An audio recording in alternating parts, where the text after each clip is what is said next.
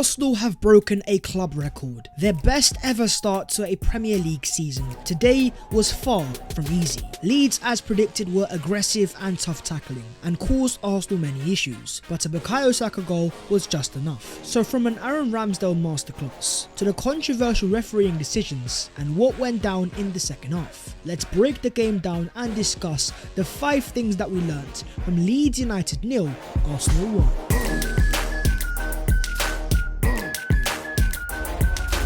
Yo, what is going on, guys? My name is Babs14. Welcome yourselves back to your boy's channel, and yes, a gargantuan victory, even though a bit lucky. We'll get into that, but a victory is a victory. So smash a like if you enjoyed the video, subscribe to the channel if you are new, and help your boy as we close into 130,000 subscribers. But let's start off by talking about the Aaron Ramsdale masterclass. Arsenal have now won 9 of their opening 10 matches in a Premier League season for the first ever time.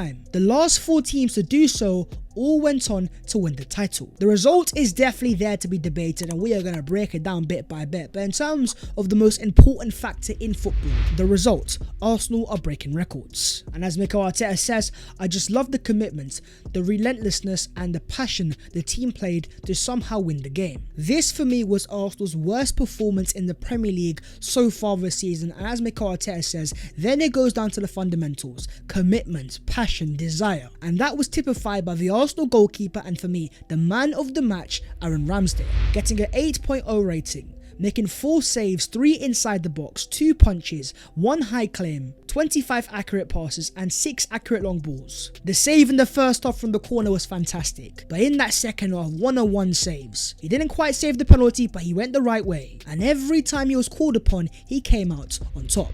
After the game, Ramsdale says, and breathe, footballing wise we were nowhere near it today, but the grit and determination was top. Huge credit to the fans. Hopefully you have nails left. The second half was squeaky bum time, and there was one save that Ramsdale made where he quite literally showed his balls of steel. And after the game, when Ramsdale was asked on his best save, he says, the one with my nuts maybe, although it took a big effect on me. I'm still feeling a bit sick now. That was Ramsdale's best performance of the season, and that is fantastic. But ultimately speaking, some fans will ask questions of why were we so reliant on our goalkeeper? And if we are serious about any sort of title charges, we can't be too over-reliant on our goalkeepers. And I do agree to an extent, but in terms of goalkeepers, there's an old saying in the Premier League: to be a title-winning team, you need a top goalkeeper that can save you 10 to 15 points a season. In this game, consider it 3-point save by Aaron Ramsdale.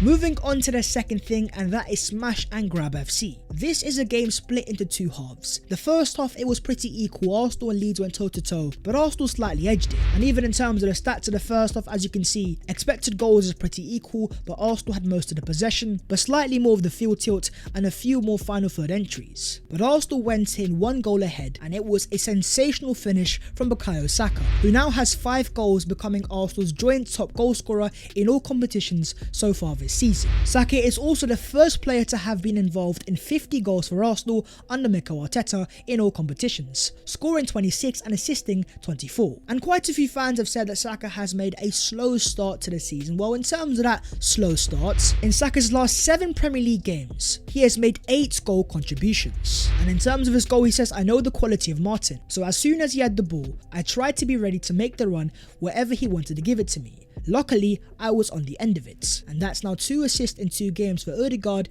in the Premier League. In the first half of this game, I believe he was outstanding. As well as that assist, he had 31 accurate passes, 2 key passes, 3 accurate long balls, 1 big chance created, 2 shots on target, and 2 successful dribbles. And in that first half, there were quite a few decent patterns of play. Leeds had a few moments, but ultimately Arsenal played out of their press on a few occasions and had some nice football. But in the second half, I think Arsenal were physically bullied. And in terms of the XG, it shows that Leeds had a 2.07 XG to Arsenal 0.8. That is the first time of this entire season that Arsenal have lost a game on expected goals in the Premier League. And even though Arsenal had slightly more of the ball, Leeds had more final third entries, expected threat created, and look at the successful tackles, 26 out of 35. We spoke about it going into this game that Leeds made the most tackles per 90 minutes in the Premier League. And when looking into the attacking pressure, in the first half, Arsenal had a few spells, but in the second half, it was simply all Leeds United. They were the team sustaining pressure, and they were the team causing Arsenal the most issues we have faced in the entire season. This can be perfectly illustrated in the Arsenal passing networks. The left hand side is the first half, a little bit deeper than usual, but it's still pretty symmetrical and it's pretty decent. And then you compare that to the right hand side and the second half. Arsenal were all over the place. Their shape was taken apart. And what was most surprising to me was the fact that despite having good technical players that can play under pressure, the moment the second half started and Leeds scored a goal in the first minute, even though that was disallowed, it seemed to rattle the Arsenal players. And where in the first half on occasions Arsenal were able to play out of the press, in the second half wave after wave of Leeds pressure, and Arsenal could not find a way out. Low-key, I believe Mikel Arteta made a tactical error by starting Takehiro Tomiyasu over Kieran Tierney. I've got nothing against Tomiyasu and he was fantastic against Liverpool, but he started because of a very specific tactical reason of Mo Salah being left-footed and cutting inside. Going forwards on the left-hand side, Tomiyasu looked a little bit unnatural. His angles seemed wrong,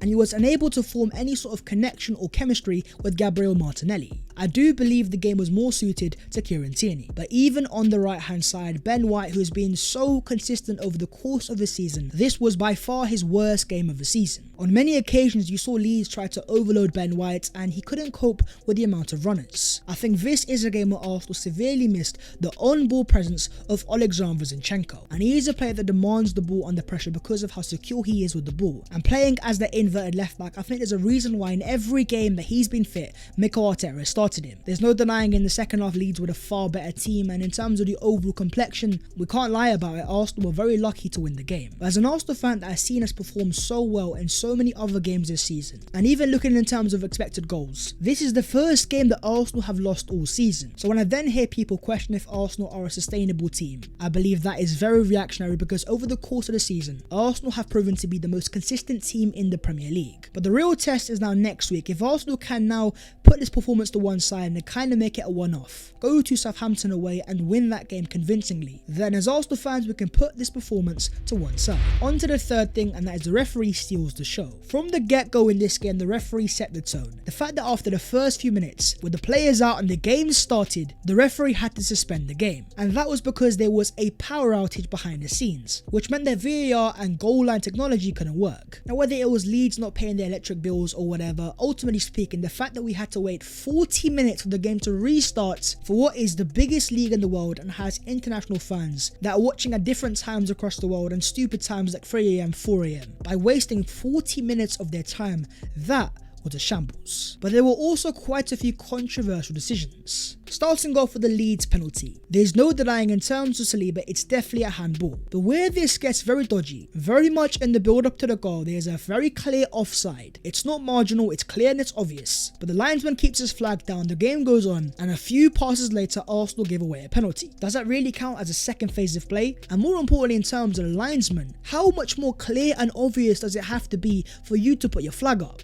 But then you have all the drama right towards the end. Bamford pushes Gabriel retaliates, and then out of nowhere the referee gives a penalty and sends off Gabriel. Now first things first, it is never ever in a million years a penalty, because factually speaking Bamford fouls Gabriel first. But secondly, in terms of Gabriel, yes, Bamford makes the most of it, and there is not much contact. But in the Premier League, where there's so many cameras, there's VAR, there's referees, and obviously very biased linesmen, by lashing out on a player you are giving the officials a choice to make. But thankfully in terms of VAR, the penalty was overturned, and likewise the red card. But less the penalty and more the red card, I think it was another example of Gabriel Magalhaes being very emotional. He is a great defender on his day, and in terms of this game, 100% aerial duels won, 90% passing accuracy, 80 touches, 9 duels contested, 8 duels won, 4 clearances, 4 blocks, 3 tackles, 3 interceptions and 1 shot. It was a fantastic defensive performance and a massive part to why Arsenal kept a clean sheet. To do that in the 94th minute when the game is going towards the end, the keeper's got the ball in his hands. If you want to be classified as a top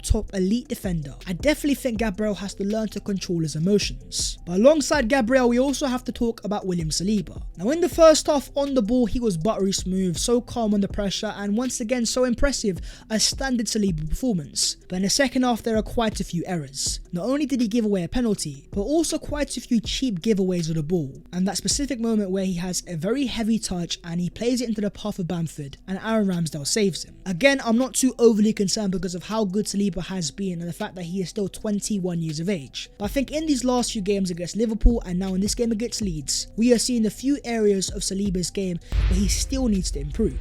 Moving on to the fourth thing, and that is a tired team. And the second half for me was the prime example of the effects of the Thursday-Sunday Europa League effect. And as Arteta said after the game, there are players that were really struggling after Thursday night. To go from Thursday night in Norway and then come to Leeds and win both games the way we have done, big credit to the boys. It shows a lot about the team. What you could see in the second half was two different teams with two different amount of times to prepare for the game. Arsenal only really had a full Saturday, whereas Leeds had an entire week. What you saw in that second half was an Arsenal team that tried to compete, but the likes of Martin Odegaard and Bukayo Saka, players that started in the game on Thursday, they were not able to compete physically. But this is where Mikel Arteta will have to be very careful going into the future in terms of preserving energy. We have a massive game this Thursday of PSV at home, a team that has been smashing in the Europa League. But this is something that Arsenal can't complain about, they can't cry about, because it's something that Arsenal are going to have to cope with over the course of the season. And if they want to become a top team that plays like Man City do, Liverpool do, those are teams fighting in every single competition, which also means they have the most amount of games. Moving on to the fifth thing though, and that is 4 points clear.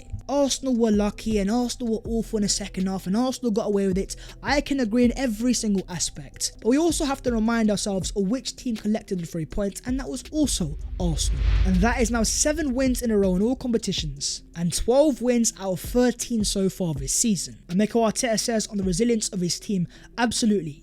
I think that is the word. It was a lot of pressure. Every time we regained the ball, we gave it away. We gave simple balls away in dangerous areas. At times, we were lucky. Resilience is a very underrated aspect of top teams. And in that second half, when Arsenal realised that they couldn't get themselves into the game, backs against the wall and wave after wave of Leeds United pressure, this Arsenal team showed the resilience to go even if it's not going to be our game. By hook or by crook, Arsenal will find a way to get over the line. Well, the closest team to us so far this year has been Manchester City. But after Arsenal won, City were beaten 1-0 by Liverpool, and that means that Arsenal are still top of the Premier League, 9 wins out of 10, and have now opened up a 4-point gap to second place Man City. Every week people say that Arsenal are going to fall off, but every single week Arsenal just find a way to stay top of the Premier League. But going into the future, we now have PSV Eindhoven at home, Southampton and PSV away, Forest at home, Zurich at home, and Chelsea away. More specifically in the Premier League, Arsenal only have, I believe, 4 games left until the World Cup. There's 1 home game against Forest and 3 away games against Chelsea,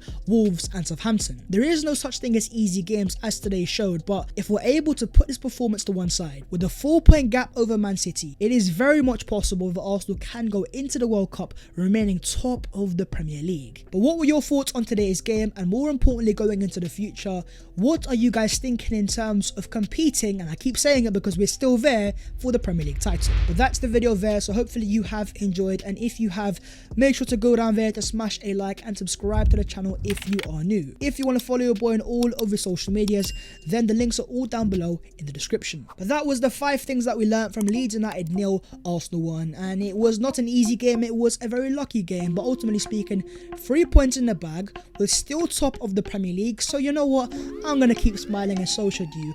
I'll see you next time, take care and have a great.